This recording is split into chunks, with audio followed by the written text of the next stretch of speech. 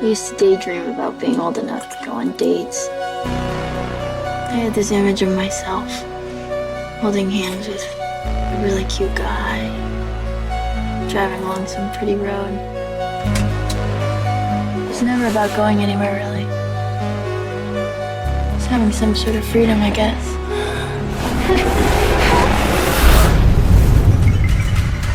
Jay, you awake? What are you doing? You're not gonna believe me, and I need you to remember what I'm saying. This thing, it's gonna follow you. Somebody gave it to me, and I passed it to you.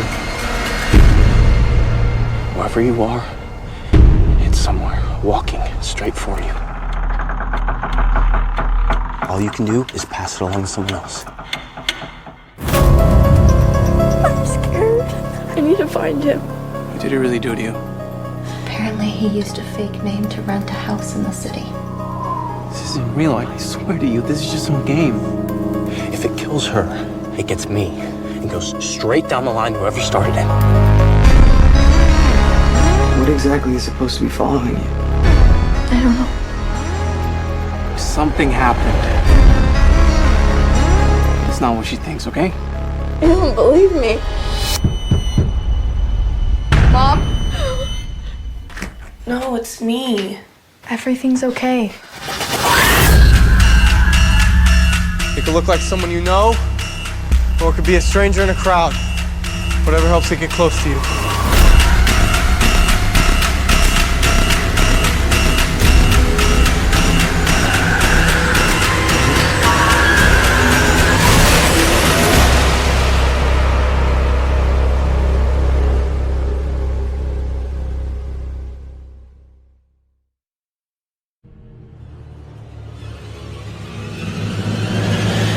Groovy.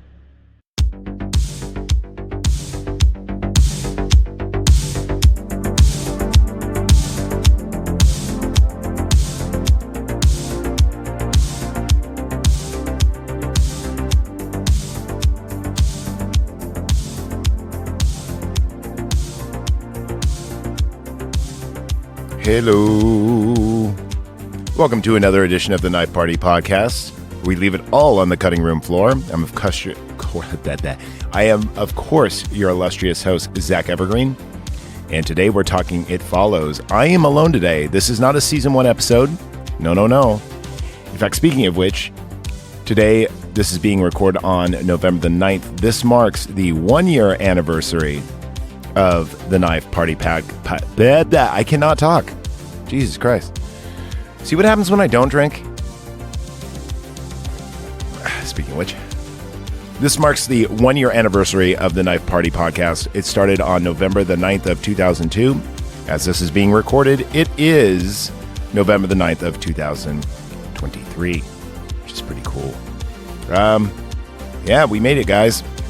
I checked the stats, over 150 recordings, over 1,600 downloads, which for year 1 is pretty good, especially that we didn't even cross the 500 threshold mark till like 6 months in. So I'm pretty happy about that. Yeah, like I said, I'm alone today. I'm going to see if Neo's going to get on. So right now I'm just going to do the intro to this movie. But first, Caps and Cork is one of our great benefactors over in Vallejo, California. Check out Caps and Cork if you're in the area. Just Google that shit, look it up. They got some amazing beers. No fentanyl, no wine. Well, they have some wine, actually. I take that back. But you know the whole spiel. You've heard the ad before, hopefully. Now you might go, hey, Zach, it's fucking January? What the hell? Yeah, you guys are very, very behind. You could be ahead, on schedule, on time. For instance, we did all the Halloweens on Halloween. We did The Crow on Devil's Night. We did Spinal Tap on 11/11, which is, Nigel Day. By just paying $1. Our Patreon is only $1. And if eventually these do get ads, guess what? They will not carry over to the Patreon. Also, you get some sweet, sweet gear. Dude, I cannot talk right now, and I'm not starting this thing over. You can get some sweet, sweet gear if you upgrade to the $5 and up. That's the I Got 5 Kids to Feed. Guess what? You're not only going to get the Knife Party podcast, but you're also going to get Face the Mirror. Actually, that is available on the $1 as well. And that's Jeff the Tech's show where he rants and raves about humanity in general. It's pretty good. I actually had an episode on being canceled, and it was very, very, very informative and therapeutic. So there you go. That's at $5. You also get Night Party After Dark, which is basically the mics are on, they're hot, but, we're not really talking about anything, just kind of like a hang. And usually we're either on devil's lettuce or on some kind of alcohol or something else. We don't do any other drugs that I know of, at least, that I know of.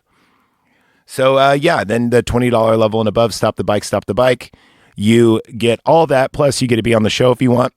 We have the technology where you could zoom in wherever you are. I don't use Zoom, though. I use a different free site, which Jonathan Fallon of Hoodcast AF got me into, called SteamYard. It's pretty awesome. I like it a lot. It doesn't have, believe it or not, Zoom and FaceTime and all that shit. This one works a lot better than those, which is pretty hilarious. So there you go. We have a $1, a $5, and a $20 tier. Now, if you're a $5 member and you've been with us for a long time and I see those acclimated numbers, guess what? You're going to get one of our quarterly gifts.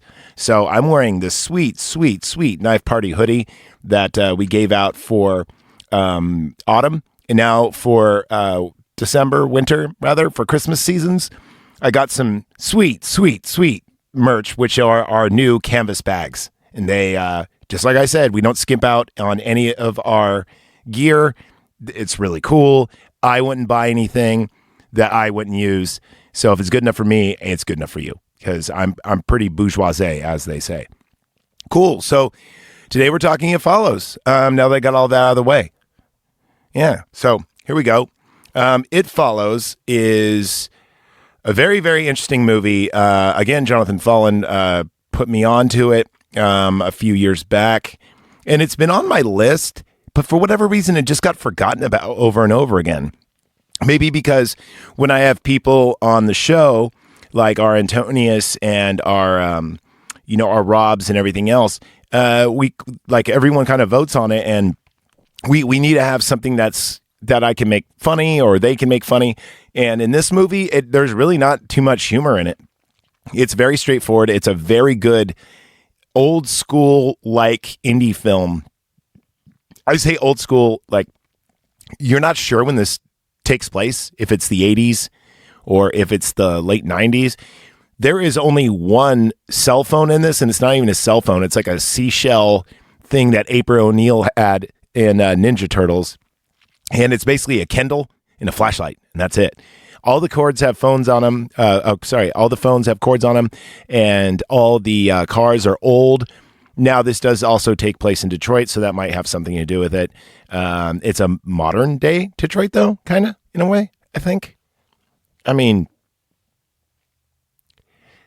the cool thing about this movie is you have no idea what time period it takes place in. The music is very 80s. I'm going to play some in the background as we do the show. But yeah, one of the cool things is you don't get to really establish where you are, and that kind of sucks you in. There's not really too many things that bother me about this movie. That being said, because of this, it actually kind of takes you more in because, I think there is a modern car now I think about in the beginning. I think there's a Toyota or a Mazda or something in the beginning that looks like it could be 2010-ish. But for the most part, this movie is very old school. It's very retro, and it's very interesting. It has a great premise. The premise is this. It's kind of like The Ring and Terminator 2 put together. That's the only way I could describe it. Now, the funny thing about this movie is when I was a kid, I used to have like a theory about this, like how scary would it be if there was like something indestructible, like a zombie that you couldn't see and it just chases you and it will not stop no matter what, and there's no way to kill it. Like, that would suck, especially because you would never get a full night's sleep. Even if you flew over to Japan or whatever, it's still going to walk after you. Now, I don't know how long it would take for this thing to catch you because can it walk on water? Actually, no, it can't because we actually see it in water. Well, regardless, it will just keep pursuing you. It could look like anyone, someone you know, even though that only happens once in this movie. Most of the time when we see it, it's you. My theory on this is there's a lot of times you see the monster and it looks like it is ghoulish and half dressed, and a lot of the times like very much less dressed than half dressed. And my theory on that is that this movie, whenever this demon kills you, it takes on the form of that you were in your death or about to be in your death. I think that's what makes sense to me anyway, except for the one scene with the little kid, because that's just weird, but you never know. I mean, there's sick people out there. So yeah, why it's like the T-1000 is that it could look like anything and it's constantly hunting you and it will not stop. Now, the reason why I think it's like the ring is because you have to pass it on. So this curse of getting marked by it or demon or whatever you want to call it is that you have to have sex. And we don't know if it's just premarital sex. We don't know if it's just male and female sex. Vaginal rather. We have no idea. They don't explain that many rules. The only thing they explain is, hey, you get this curse and now you have to pass it on to as many people as possible or pass it on to somebody who will. So kind of cool. It leaves a lot to ask about what's, like the origins of it. I think they were going to make a number 2. I fucking hope they don't. This was made in 2014, so I think it would have happened by now. Usually when these movies come out and they're an indie hit, meaning they're low budget, they're easy to make, and they get really good reviews, usually they'll jump on a sequel right away. And I don't mean like Saw, for instance, but for instance, Wolf Creek Part 2. Hint, hint of what's coming next. It's not Part 2, I promise. It's the good one. The one that Texas Chainsaw Massacre should have been. So anyway, that's kind of my intro to this. Let's go on to some fun facts. Okay, so this movie got a 95% on Rotten Tomatoes. Right? I know. That's amazing. I didn't know what it was going to get. The audience score only gave it a 66, which maybe because people wanted more death than everything else, but there is, for how many actors are in this movie, half of them die. So that's cool. You have your death toll. There's not even many actors in this. There's the group of friends, and then introduce Greg and Hugh. So really, there's only 6 actors and the Peeping Tom, if you even count him. But I mean, speaking lines. You don't even see the fucking parents. And even when they're in the hospital and such, like the nurses don't even have lines or anything out like that. The only person that has a speaking role is the professor, who I fucking hate, by the way. We don't even see her face. I think we see her from behind. She's a heavy-set black woman, and she's very, very judgmental. And she yells at Jay, and I think they're in college. They could be in high school. I don't know. I think they're in college, though. But nowadays, if you were to get up and leave a college and the professor said anything to you, they would be canceled and fired. So anyway, I don't say I wish this upon this fictional character to lose her job, but she's totally being a cunt because she got up in panic and ran out. It's like, maybe there's an emergency. Even though you don't have your cell phone, maybe you're like, oh shit, I forgot that Nana's funeral's today or some shit. So anyway, there's that. I'm going to be not as nice to this because of our new meter. For those new listening, if something is 60% and above, right, that's certified sharp. And if it's 70% above, it's better. It's a Space Odyssey status. If it's 80% or above, it is Event Horizon status. And if it's 90% or above, it's Crow status. And if it's 100% or above, it is in the Hall of Fame. Hall of Fame members include the first Terminator. It includes, and if I gave it a lower score, I'm giving it 100 now. Predator is in there.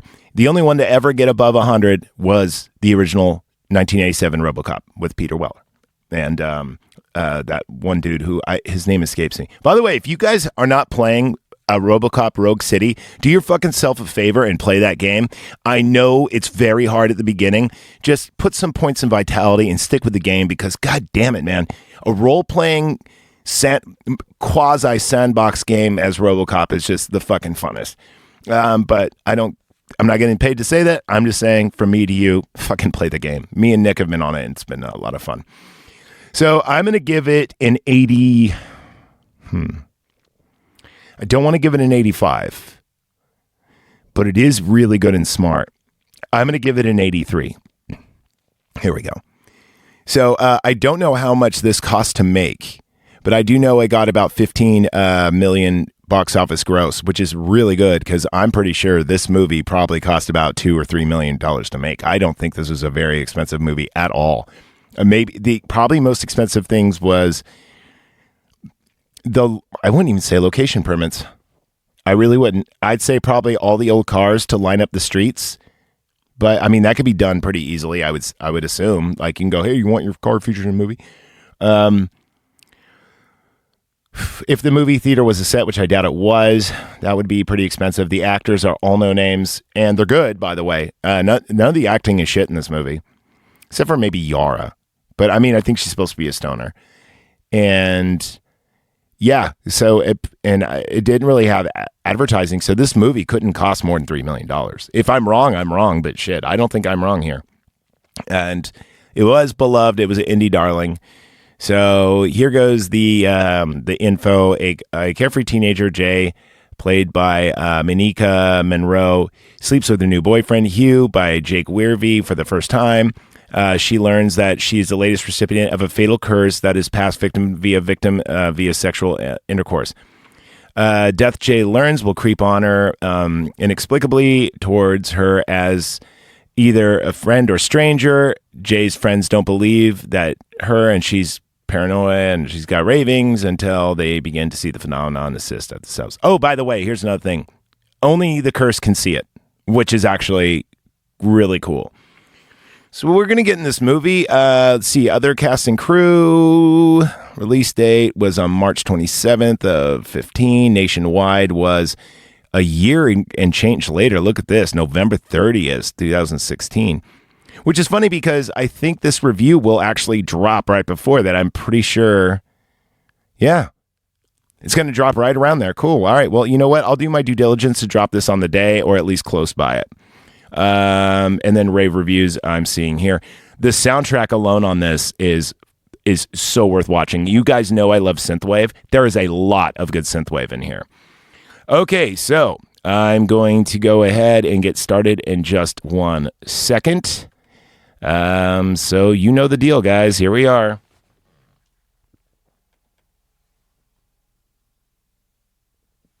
Well, to be fair. Oh, don't say to be fair. Hate when people say to be fair. Oh, to be fair. To be fair. To be fair. To be fair. To be fair. To be fair. Well, to be fair. To be fair. To be fair. To be fair. To be fair. To be fair.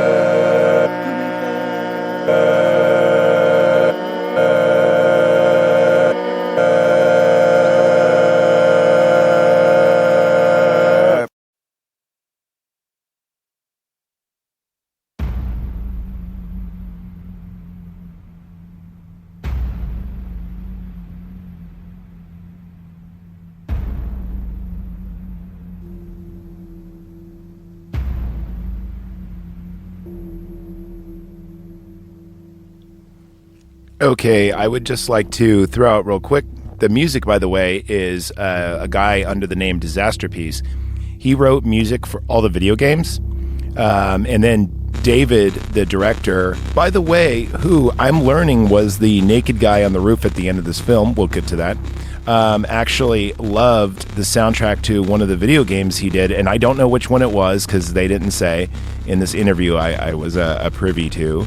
But he liked it so much, he said, hey, I want you on, I want you on my movie. So that's awesome. Just thought I'd throw it out there. Oh, and then he told Disasterpiece, he goes, oh, by the way, I want it to sound like John Carpenter, but 80s. And, dude, this music, though, it's fucking fabulous, man. So, anyway, we start off and the girl in red heels. So this girl in a nightgown with red heels on runs out of her house for no apparent reason. It's hard really to tell if it's the morning or nightfall. And she runs out of the house. She runs around like her neighborhood. By the way, this is the suburbs of Detroit, so they are very, very nice. And they do scream like Haddonfield kind of look to them. That old neighborhood look where the sidewalk is cracked from just tree growth. And all the trees are like easy 30, 40 feet tall.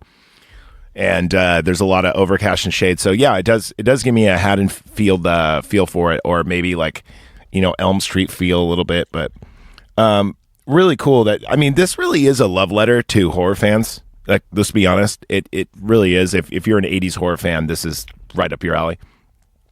So anyway, she runs around, and this lady doing her unloading her groceries is like, "Hey, like, do you need help? Like, what the fuck's going on?" She's like, "No, I'm fine." Right. And then she runs around her again, and her dad is like, "What's going on?" And she's like, "Nothing, Dad. I'm cool." And then she does an about face and runs a 360 to her car and gets in it. Now, keep in mind, she's been running for this thing for a minute, and she's in her underwear, and she's in her heels. Now, maybe the only explanation that I can come up with is why this was acceptable is she got comfortable. Like, maybe the person she slept with a bunch of other people, but then they died, so now it's back. That's the only thing, because if this thing was following me, I'd have a bug out bag at all times. In fact, I'd say fuck it. I'd just be homeless and run around and fly around and just try to fuck as many homeless chicks as possible. All you would need is enough money for some like fentanyl and crack, and then you could like bang hella homeless people. In fact, in Oakland, I saw a picture on Twitter, and I know like this has been brought up on the show, but it said butt stuff $5. If you can get butt stuff for $5, I guarantee you can get pure vaginal intercourse even cheaper. Now, even if you got AIDS or chlamydia or whatever, way better than having a demon chasing you, right? Anyway, that's just me.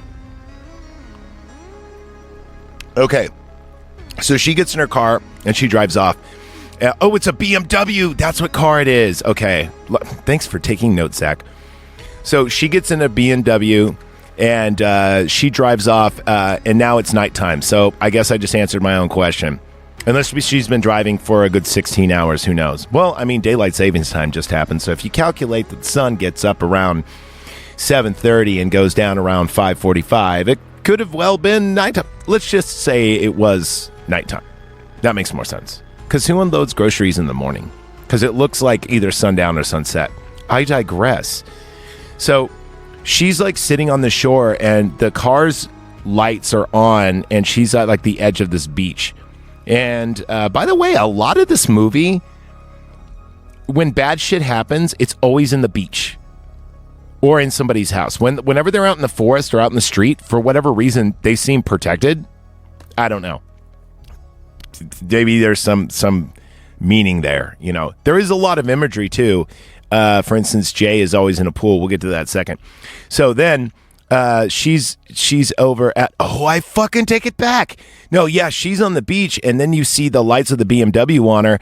And then she actually calls her dad and says sorry for, if I've been a fuck up or whatever and this and that.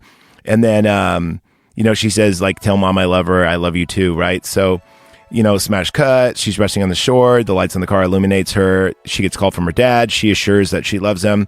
And then we cut to the death scene, which is one of the coolest scenes ever. It's a still shot of just her laying down on the beach. Her leg is broken backwards, and she's just dead. I have a theory just now. God damn it, I just thought about it.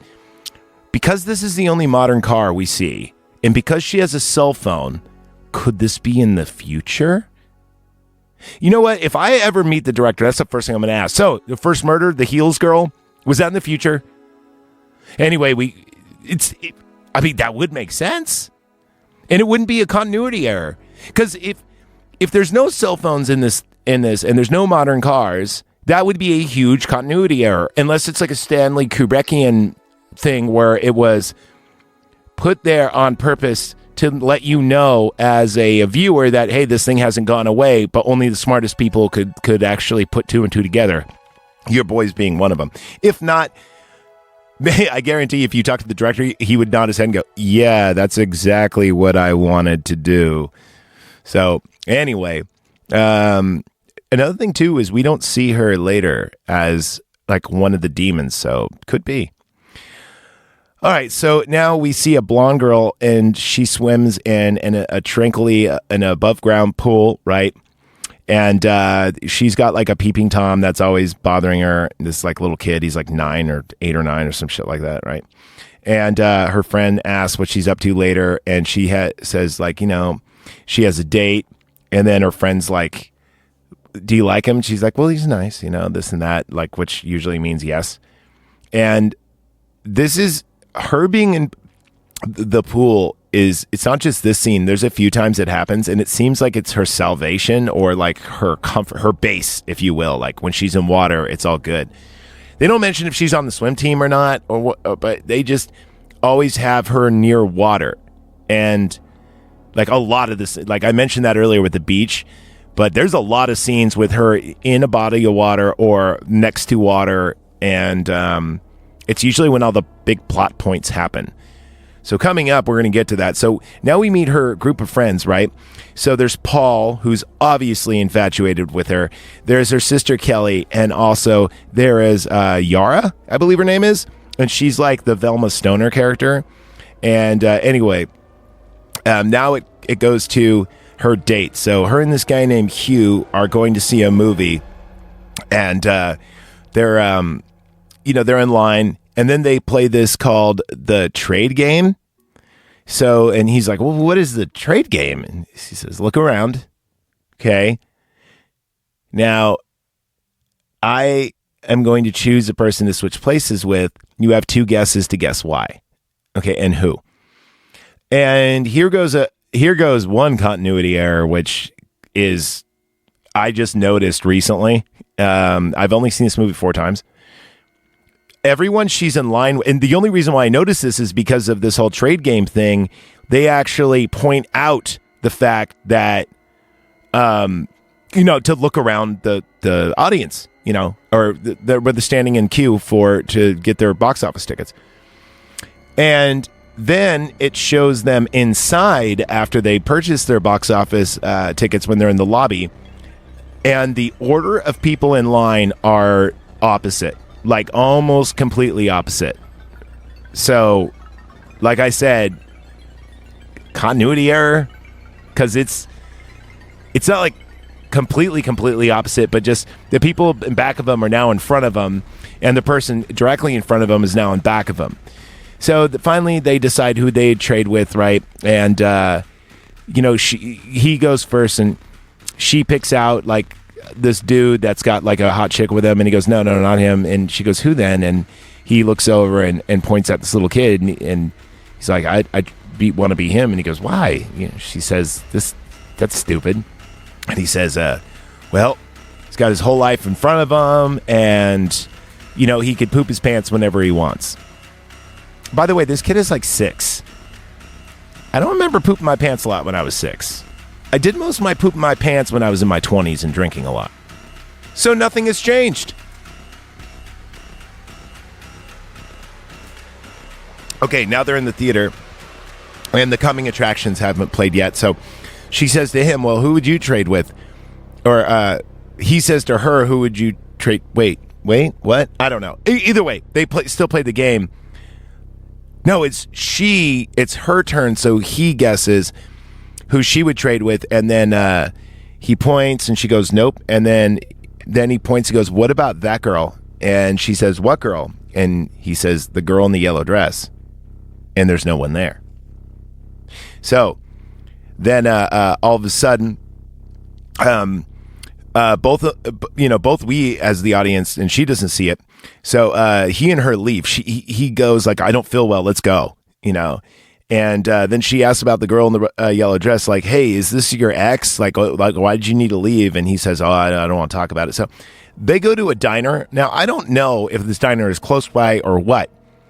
Maybe he thinks he feels safe in a public place, but he was just in a movie theater. It's super public, right? Plus, we find out later that this thing doesn't care if you're in public or not. It will still kill you. So they're there, and they're. Plus, what does this demon have to fear of getting busted? It's like not like there's Chaz isn't there to stop it, and there's no fucking Ghostbusters. This demon has nothing to fear because Chaz wasn't born yet. Actually, I don't know how old the Chaz is. He could be like 30 or like 70. I don't know. I don't think he'd be 70. Maybe like 6. Okay, I'm going to say the Chaz was probably born in the 70s, so he's probably like in his mid 50s. We'll just say that. Sound cool? Yeah, that sounds cool. So while they're at this diner, it's just like a silent scene where, you know, they're not really talking or anything. It just has music in the background. And then her friend is, you know, they're taking a walk the next day. And I forgot if it's, I think it's Kelly. So it's not even her friend, it's her sister. And she's like, so how was the day? Da-da-da. And, you know, she's like, well, did you go all the way? Oh, and by the way, when they walk, there's a dude washing his car. And everything in this movie is very, very, very important. They don't actually show anything that or a character even in the foreground unless it's important. So I paid attention. Like I said, I've seen this a few times, but this time taking notes, I paid attention to every motherfucker in every scene, just thinking, is that it? Is that it? Is that it? Is that it? And it kind of makes it fun. When you see the second time, it gives it some rewatchability to kind of see and put on your detective hat if you know who's what and what's what. So there you go. And anyway, where the fuck was I? Oh, yes. So then it's nightfall. And so anyway, there's a dude washing his car and he's getting stoned like in his his stone that comes later. Yeah, he's washing his car and he just like waves to the two girls, right? And kind of gives them the eye. Now he's the across street neighbor, just so you know. So during nightfall, right, Hugh and Jay, they're on the beach and they're drinking. And he kind of like rubs her thigh and then she goes, let's go back to the car. And they screw and they do all the lovey-dovey and everything else. And she's still got her bra on and like lingerie, or at least lingerie looking underwear. And she puts her, you know, after they're done, which by the way, if you're going to fuck in a car, I want to at least, come on movie, give me a towel or some kind of cleanup because those are leather seats and, you know, because it's an old school car, you know, with the bench seats and everything. So there you are. And instead she just like lays down in the back and starts like playing with the weeds because the car door is open. He gets out to get something from his trunk. We don't know. And she starts waxing poetic like, you know, I couldn't wait when I was a kid to date. So I assumed that we're meant to believe, or at least we're meant to assume she's a virgin. We find out that's not the case later on. But she just says like, you know, I couldn't wait to be this age when I was a girl because I just wanted to go on car rides with cute boys and this and that. And as she's kind of like really opening up to him or whatnot, he comes behind her and chloroforms her. Okay. So now she awakes and she's all tied up and she's in like a wheelchair of some sort, right? And she's still in her underwear and Hugh explains the rules to her. He's like, you know, Jay, this is the thing. I'm cursed and I gave it to you. And what you need to do is pass it on immediately, sleep with somebody.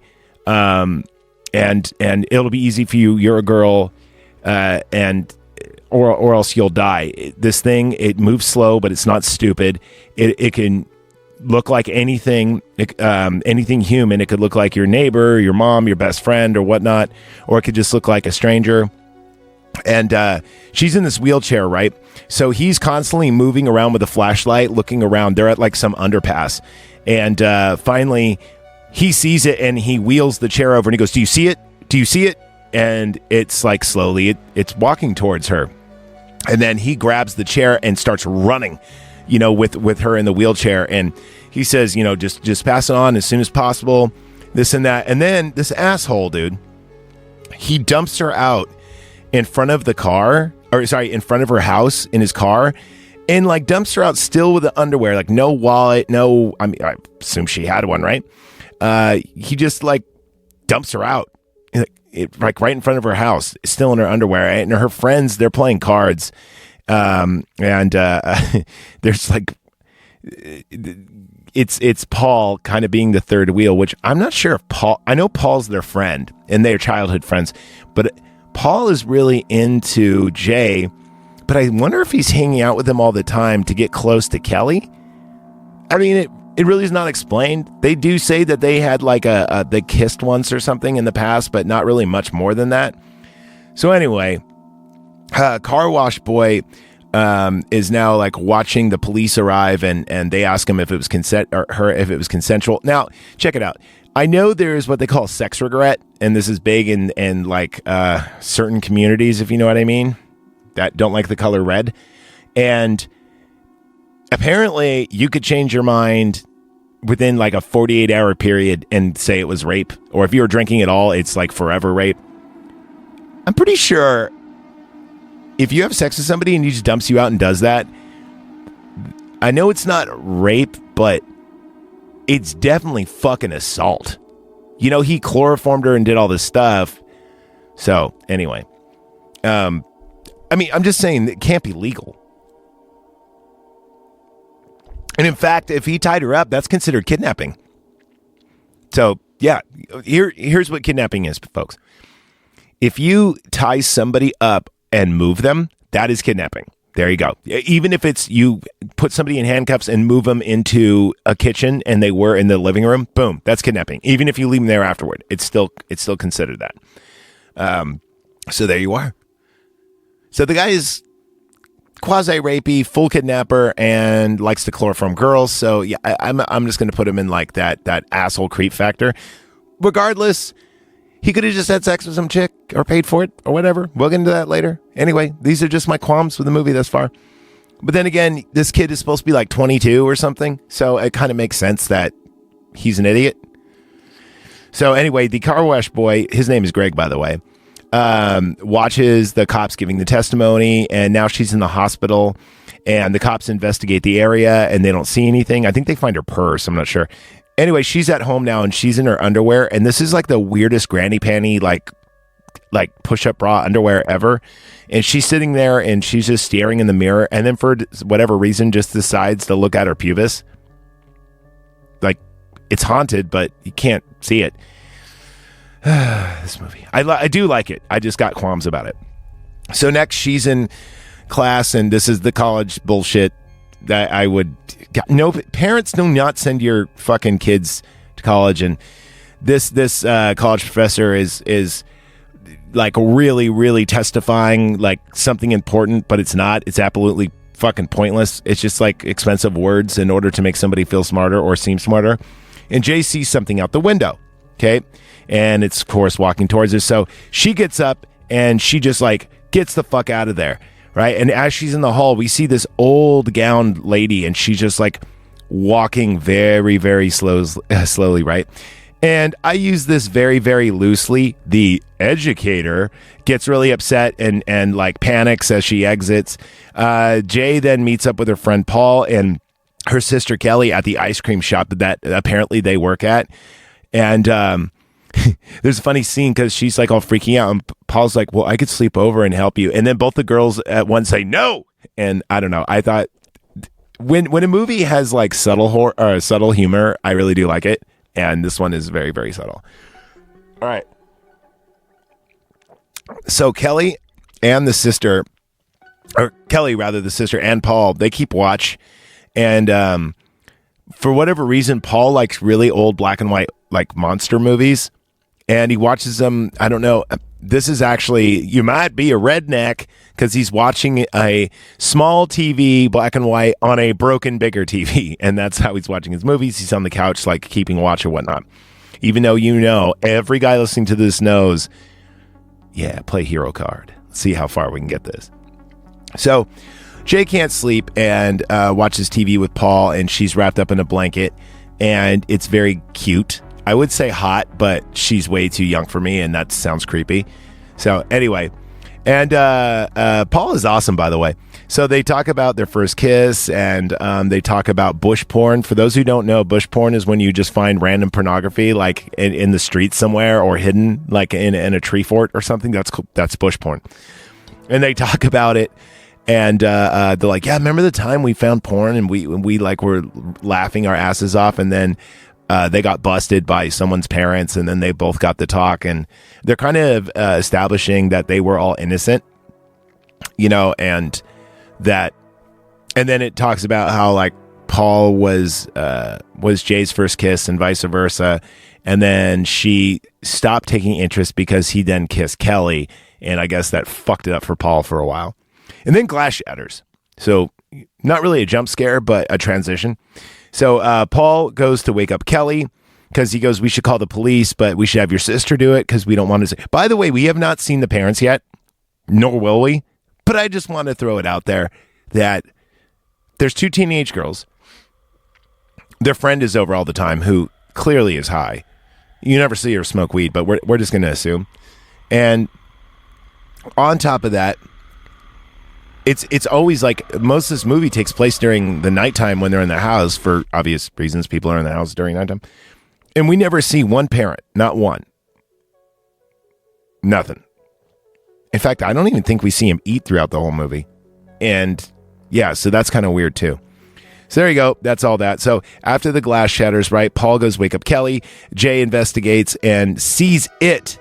And it's and it is pissing herself and it's topless. And it has no teeth. And that's why I wrote past victim down. Like it seems like all the every version of the demon or it or the curse, whatever you want to call it, just call it is, I don't know what its pronouns are, man. Don't want to offend anybody. Don't want to offend a dead demon curse thing. Okay, so what the fuck was I talking about? Oh yeah, it's pissing itself and it's all bloody and shit and looks pretty gruesome. So how about how likely do you shut the fuck up, Feedback Hub? God damn it, interrupt my illustrious podcast. So Paul goes to wake Kelly. She sees it, da-da-da. Jay runs into her room and locks herself in. And Paul and Kelly, they're knocking on the door to enter. And then they do. And then Yara tries to enter. They put a chair against the wall. And then they open the door for Yara. And then behind them, we see it in a new form. And it's like a giant, 6'7" dude. And it's actually scary because it just pops out of nowhere. She escapes via bicycle. And now the neighbor sees this going on. He's smoking weed in his car with some chick. And then she rides her bike to the park. She's sitting on these swings, right? And she's just looking around. And again, she's in her everyone's in their underwear in this movie. There's no parents. Everyone's in their underwear. No wonder why they're fucking. So then Greg, the neighbor, meets up with the friends. The friends all meet her over there. I guess this is where they hang out or where she escapes to. I don't know. Maybe, I don't know how they find her there, but they know she's there.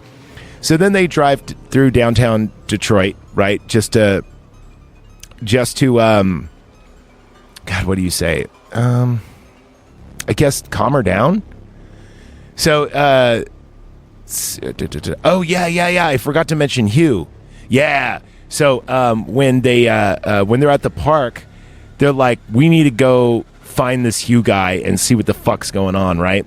So they do, and then they drive to find Hugh, and when they do, they drive to downtown Detroit, and they find this house, the address that he was listed under, because they find out it's a fake name or whatever from the police, and so they go there, and this house is all...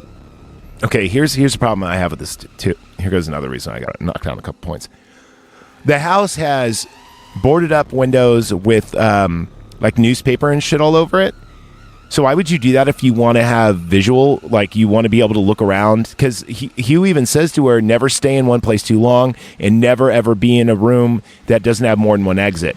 Well, dude, it knows where you are. Just because you can't see it doesn't mean it can't see you.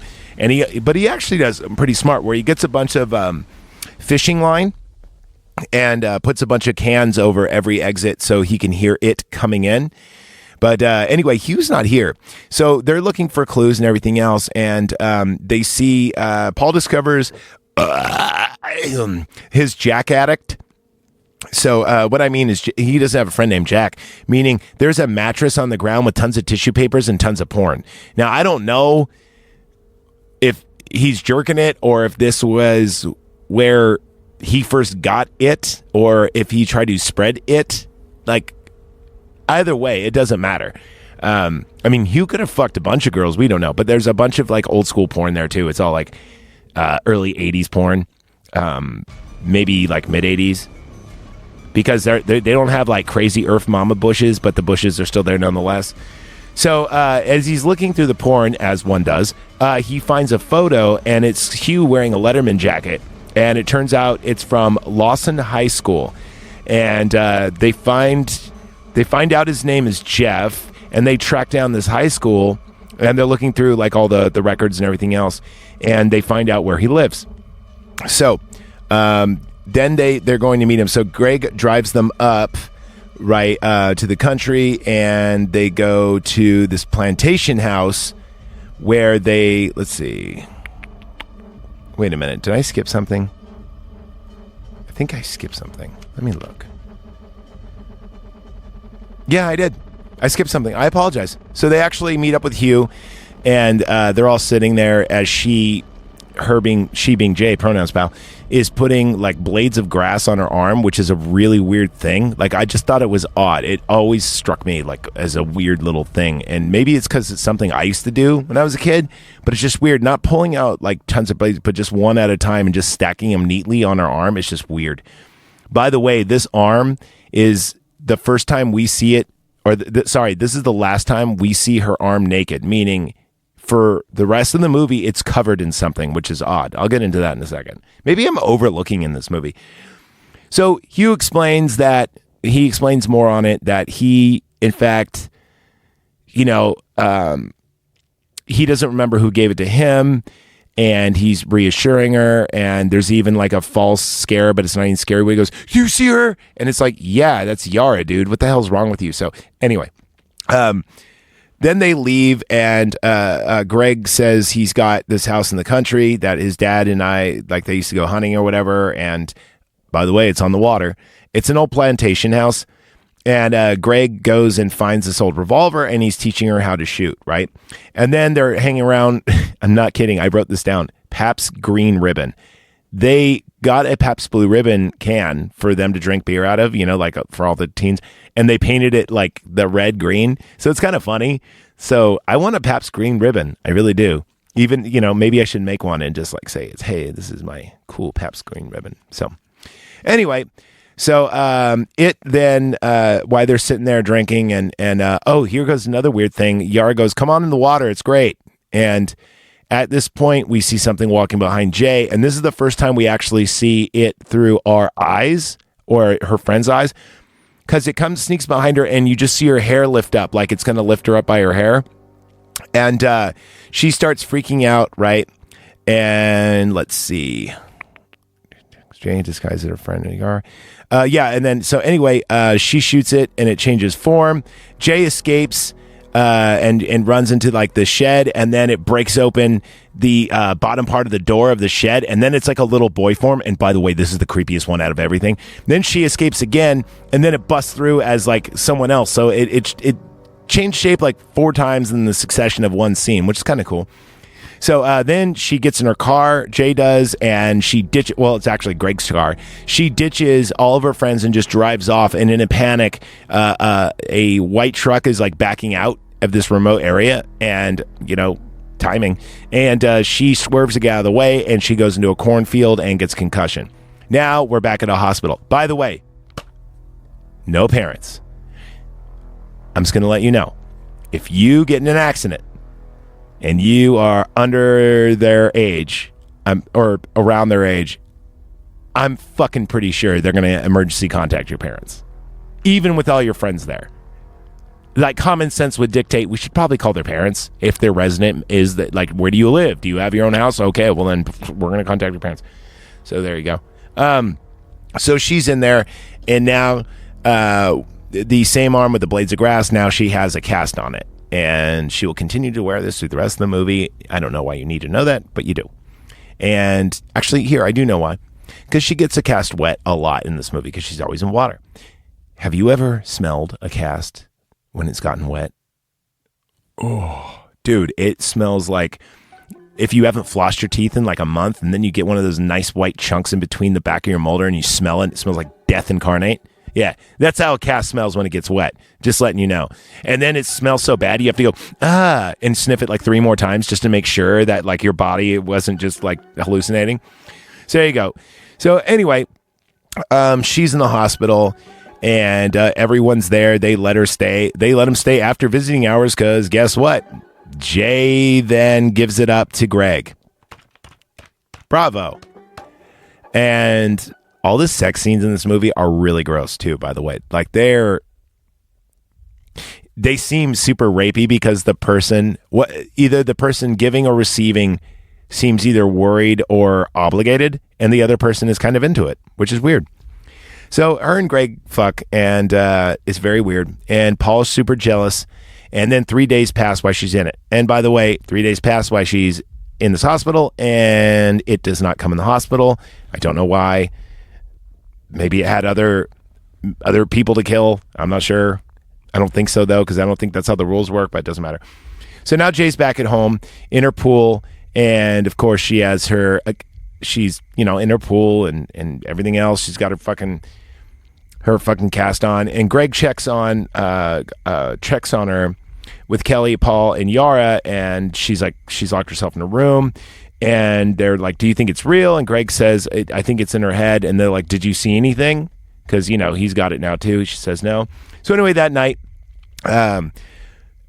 Jay sees Greg in his long johns just walking around at night for no apparent reason, right? And he's trying to break into his own house. And she's like, what the fuck's going on?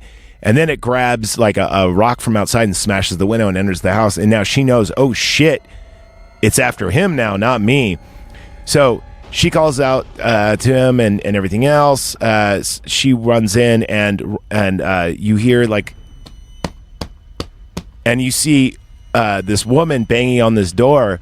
And Greg opens up and he goes, what do you want, Mom? And she's topless, by the way. And then it jumps in and kills her. Now, when you see it kill it, it fucks you, like it humps you.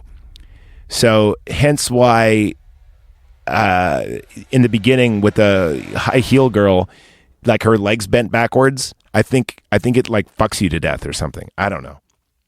I mean, death by snoo, maybe. So anyway, Jay escapes and drives off, and she sleeps on the hood of her car, or maybe it's his car. I'm not sure. And then now Jay awakes to see 3 dudes. She drives to the shore. Okay, here's the thing that really bothers me about this movie for more than one reason. Jay awakes and she sees 3 guys on a boat, right? This is in the morning. She strips down, gets in the water, and then we see her back driving and she's wet and she's crying. Did she fuck all 3 of those guys? Did she change her mind? They don't explain that. Right? And by the way, why are all her friends sleeping? Like in every scene, it seems like one friend will fall asleep and then they'll all just fall asleep like together. Like I blame Yara and her weed. And where are the parents? For real? Where are they? So anyway, Paul is now talking to her, and we don't, and like, by the way, I have no sympathy for this chick now, because now she's just kind of a whore in my mind. I mean, dude, if this was me, I would be giving it, like, I'd be looking up some evil people and just trying to give it to them. Like, even if you had to do an evil revenge shit, like Dexter, but you just use your cock instead of a knife, like look up, like people that abuse people or whatever, or, Camilla Harris. Oh shit, I didn't say that in the R word together. I'm just saying she's evil. It has nothing to do. Remember, I'm talking about a fantasy movie here. Okay, there you go. AOC perhaps comes to mind. Whoa. Sorry. Remember, talking movie review. All right, here we are. So anyway, Paul asked for it, and he says, like, why don't you give it to me, and why do you give it to Greg? And she said, oh, well, I thought he would be able to survive it. Plus, I already gave it to him during prom or whatever, and it meant nothing. So turns out, yes, she is a whore. She is not she's not like a virgin like they make her out to be. Okay, she's not a whore, but dude, 3 guys on a boat. Even if I was those 3 guys and it was her, I'd be like, no, dude, that's weird. If Jamal and Jared just fucked her, there's no reason I'm going to be sloppy thirds. That's fucking disgusting. But who knows? Maybe it got them all on the boat, like right after, you know? So anyway, Paul goes, well, you know, you got to trust me. And he holds her hand. Now, we're thinking like, you got to trust me, have sex with me. But no, he's actually got a fucking plan. Get out of here. So they drive past 8 Mile and into like the city. And they go to like this giant pool. It's like an indoor pool. I don't know if it's like a collegiate thing or a school. But it's immaculately clean and all the power's on and it's totally taken care of. So it's got to be something in use, right? And they start plugging in all these electronical devices, right? Like everything in the household, but what a household would not currently have, like weird TVs, lights, a fucking typewriter, an old school hair dryer, all this stuff, right? And then they're like, okay, well, what do we, you know, I guess their plan is to lure it in the water and then they're going to shock it to death. Here's the thing. This is an Olympic-sized pool. All you would do is short out the building. Here's why. If you are going to try to make this work, and yes, you could make this work, you would have to cut off all the grounds, which they don't show them doing, so I'm assuming they didn't, of all the electronical devices. You would then have to cut the electronical devices out of there. It'd be easier, like just cut the wire. You would then have to strip the left and the right and then do it like you were jumping a car.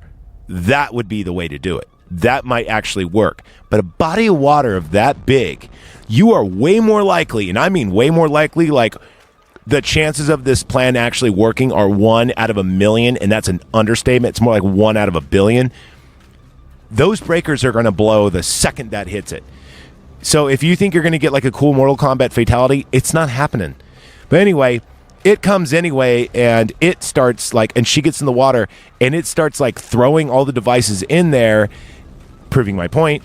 And then it throws a chair and hits on the head. It gets in the water. Well, no, not at first. First that she's like, Paul goes, point at it. Where is it? And she's going, it's right there. It's right there. And she's using like her finger to kind of guide him. And then they do one of the smartest things thus far is they throw a sheet over it. And he shoots it, goes in the water. It attacks her like Jaws status. He fires some bullets in the water, which I heard people say that doesn't work. And I've heard people say it does. From what I know from movies, if you're under a certain level of water, it does work. I don't know. But I'm pretty sure a high enough caliber bullet would go through there. Like a 22, probably not. But if you shot like a 50 cal in the water, I'm pretty sure that shit would kill you. Right? Anyway. I mean, it would have to. Or it would knock the wind out of you at least, and you would take regardless. He fucking nails it in the head, and then they get her out. And then everything looks like they get out of there, and then, Paul asked for it, and let me see. Where are the communities? Oh, yeah, next page. Oh, yeah. So here's the thing. Paul and Jay fuck, okay?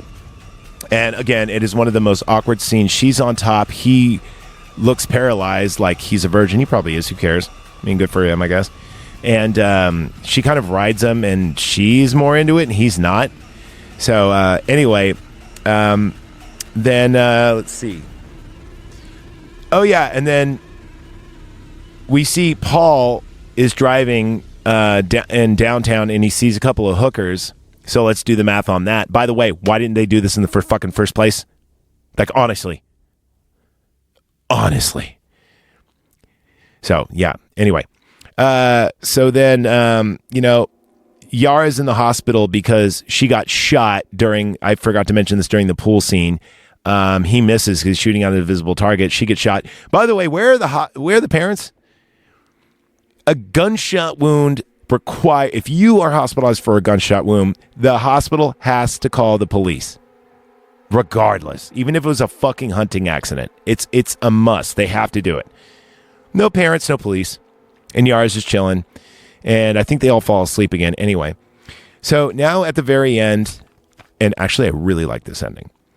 You see Paul and you see Jay in their new doomed relationship, and they're walking holding hand in hand. And here's something that's really weird. So they're in their neighborhood walking, and they're both wearing black but white on the inside, which I think is symbolic of something. And they're just walking. It's quiet and everything else. And then finally, there's nothing behind them. They're just walking. And then at the last second before we get our title frame, It Follows, we see something just appear out of nowhere. But it's far enough away where it could be just a normal person. We don't know. But I think that it is actually one of the slain teens. So there you are. That's It Follows. It's very good. Definitely check it out. Again, I give it an 83. And to all those who called on sick of me today, I hope you guys feel better. Of course, it'll be months down the line before you listen to this. Do remember to check us out. Check out the Patreon. Remember, it's only $1 to join. You get not only this show, but you also get Jeff's Face in the Mirror. $5, 5 kids to feed gets you After Dark. And a yearly present. And the $20 members get a present every quarter. Get to be on the show, request shows. Oh, and I just have a new voting thing on our Patreon where you don't even have to be a member. You could actually vote on what we do next. But I think you can afford $1. So there you go. $1 a month is fucking nothing. I mean, dude, they just raised the price of McDonald's, apparently, because of minimum wage. And apparently a quarter pounder with cheese meal is $16.15.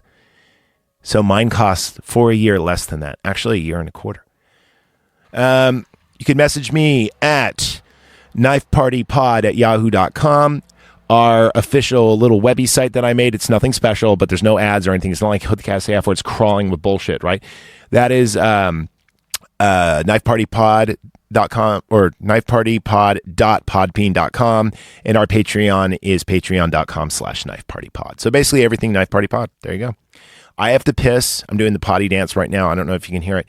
So I'll talk to you guys later, and I hope you enjoy the movie. Love you. Bye. I got to return some videotapes.